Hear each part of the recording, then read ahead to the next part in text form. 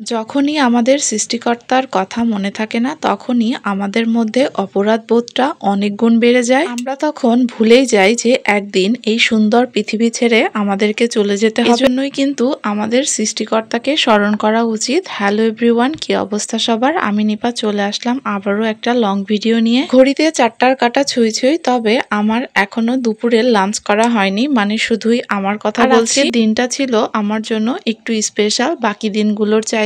তো আজকে আমি সৃষ্টিকর্তাকে স্মরণ করেছিলাম এবং আমরা যেন ভালো থাকি, সবার মঙ্গল কামনায় সৃষ্টিকর্তার কাছে প্রার্থনা করব।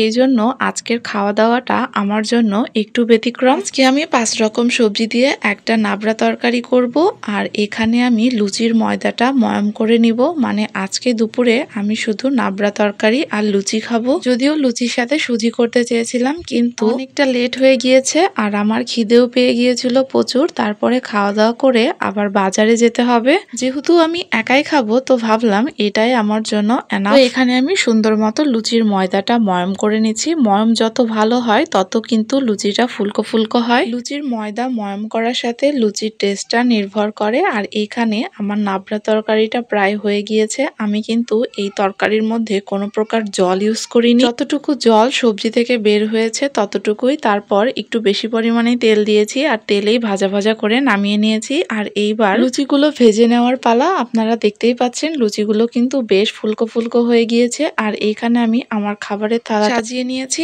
আর এইবার আমি খাবারটা পরিবেশন করব। তো তার আগে যেহেতু সকাল থেকে না খেয়েছিলাম, উপবাস করেছি, এই জন্য আগে একটু শরবত খেয়ে নিলাম। উপবাস করে শরবত খেলে আর খাবারের প্রতি তেমন একটা আকর্ষণ থাকে না। তো তারপরে খাবার খেয়ে রেস্ট করে চলে গিয়েছিলাম বাজারে। যেহেতু সামনে পহেলা বৈশাখ, এই জন্য একটু টুকটাক কেনাকাটা না করলেই না। ছোট থেকেই দেখে আসছি পহেলা বৈশাখে নতুন জামা কাপড় পরতে। তো তারপরে বাসাতে এসে আমি প্রচন্ড পরিমাণে হাঁপিয়ে গিয়েছিলাম আর প্রচুর পরিমাণে জল তৃষ্ণা পেয়েছিল। তো বাসাতে আগেই প্রথমে ঠান্ডা ঠান্ডা 1 গ্লাস জল খেয়ে নিলাম। সেই দিন বেশ গরম পড়েছিল আর দুপুরে রান্না বান্নাও করতে হবে। এইদিকে হালকা পাতলা একটু খিদেও পেয়ে গিয়েছিল। আর বাজারে যাওয়ার আগে চিন্তা ভাবনা করেই গিয়েছিলাম যে বাসাতে আসলেই একটু নাস্তা করতে হবে। এই জন্য আগে থেকে মোটামুটি সবকিছু প্রিপারেশন করে রেখে গিয়েছিলাম। আর সাবুদানার এই ডেজার্টটা খেতে কিন্তু ভীষণ মজার হয়। আর পুরো রেসিপিটার ভিডিও কিন্তু আপলোড করা আছে। খাওয়া দাওয়া করে বেশ ক্লান্ত লাগছিল। মনে করেছিলাম রাতে হয়তো রান্না বান্না করতেই পারবো না। আর রাতে